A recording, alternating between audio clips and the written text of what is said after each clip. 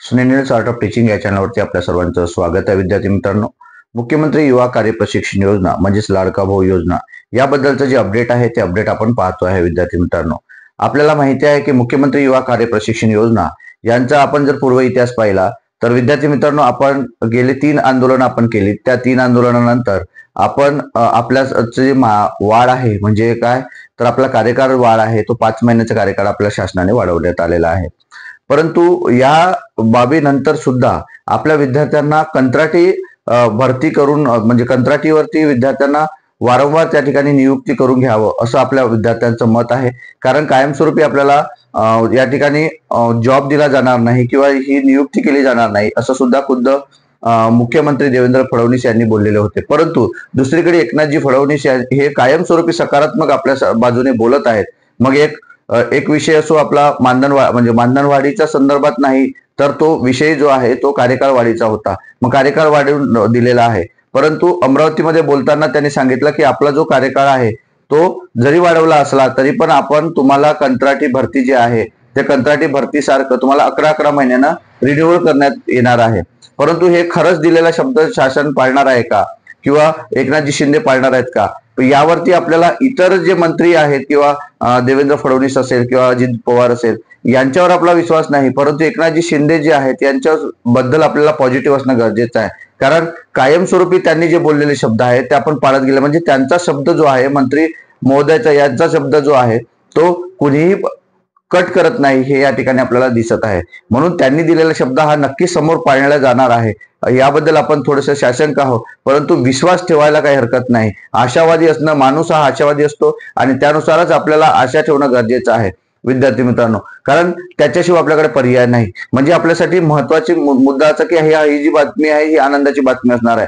परंतु खरंच शासन करणार आहे का हे सुद्धा महत्वाचं आहे. दुसरीकडे जेव्हा मी व्हिडिओ आपल्यासाठी बनवतो आहे युवा कार्य प्रशिक्षणार्थींना हा त्यांच्या बाजूने पॉझिटिव्ह जरी असला तरी दुसऱ्या बाजूला विद्यार्थी या ठिकाणी कमेंट करत असतात की सर जे बोलत आहात तुम्ही हे बरोबर आहे, परंतु बाकी इतरही कितीतरी विद्यार्थी या महाराष्ट्रामध्ये बेरोजगार आहेत, जे पडलेले आहेत, अभ्यास करत आहेत, त्यांना पैशाची गरज आहे, त्यांना मानधनाची गरज आहे आणि त्यांना सुद्धा प्रशिक्षण पाहिजे आहे. परंतु याच विद्यार्थ्यांना आपण जर कंटिन्यू केलं तर बाकी विद्यार्थ्यांना त्या ठिकाणी लागता येणार नाही किंवा त्यांना जॉब मिळणार नाही किंवा त्यांना प्रशिक्षण मिळणार नाही.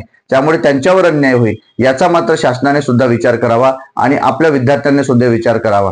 कारण दोन्ही बाजू महत्वाच्या आहेत. आपण असणारे बेरोजगार म्हणजे महाराष्ट्रातील बेरोजगार आणि वाढता बेरोजगारीचा दर, दुसरीकडे आपले जे विद्यार्थी आहेत ते प्रशिक्षणार्थी आहेत, युवा कार्य प्रशिक्षणार्थी, जर यांना या ठिकाणी नियुक्त करण्यात आलं, नियुक्त म्हणजेच काय तर कंत्राटी पद्धतीने जर त्या ठिकाणी पुन्हा पुन्हा रिन्यू करत गेलं तर त्या गावामधील एखादे जर विद्यार्थी असेल किंवा त्या आस्थापनामध्ये विद्यार्थी दुसरं जर काम करणार असेल तर त्यांचं काय, मग त्यांना जॉब कसं मिळेल किंवा त्यांना आता शासनाने असं म्हटलेलं आहे की आता सरकारी आस्थापनामध्ये आपण सर्व विद्यार्थी या ठिकाणी काम करत आहोत किंवा विद्यार्थ्यांना असं वाटते की सरकार याच्यात काम करत आहेत, खरंच यांना या ठिकाणी कंत्राटी भरतीने नियुक्ती केली जाणार आहे. परंतु आता येणारी जी भरती आहे त्यामध्ये बदल केलेले आहेत आणि तो बदल म्हणजे कोणता तर आतापर्यंत शासकीय कार्यालयामध्येच या विद्यार्थ्यांना प्रशिक्षण दिलं जात होतं. परंतु आता जे काही प्रशिक्षण दिलं जाणार आहे ते प्रशिक्षण खाजगी संस्थांमध्ये सुद्धा दिलं जाणार आहे. मग खाजगी संस्थांमध्ये या सर्व गोष्टी चालेल का तर शक्यच नाही, या गोष्टी चालू शकत नाही. कारण त्या ठिकाणी पण येणारे जे विद्यार्थी असतील ते नवीन विद्यार्थी असतील आणि खाजगी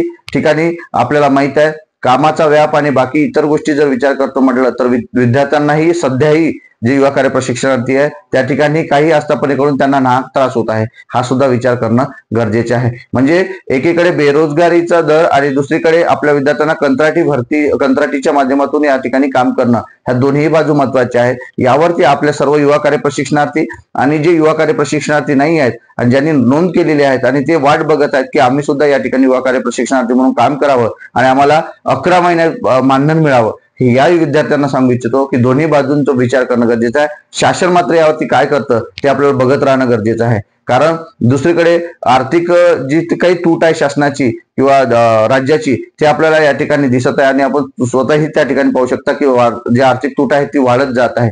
आणि यामागचं कारण म्हणजे काय तर शासनाने सुरू केलेल्या या योजना आहेत याचा सुद्धा विचार करणं गरजेचं आहे. विद्यार्थी मित्रांनो, या तिन्ही गोष्टी महत्वाच्या आहेत. हेच आजचं अपडेट होतं. हे अपडेट आपल्याला काय वाटते की आपल्या कंत्राटीच्या माध्यमातून आपल्या विद्यार्थ्यांना नक्कीच या ठिकाणी जॉईन करता येणार आहे, रिन्यू करता येणार आहे आणि कायमस्वरूपी त्या ठिकाणी कंत्राटी म्हणून जॉब मिळणार आहे का, याकडे आपलं लक्ष लागलेलं आहे. आणि खरंच दिलेला शब्द एकनाथजी शिंदे पाळतील असं मला वाटते आणि आपल्या विद्यार्थ्यांना सुद्धा वाटते. त्यामुळे आशावादी राहा.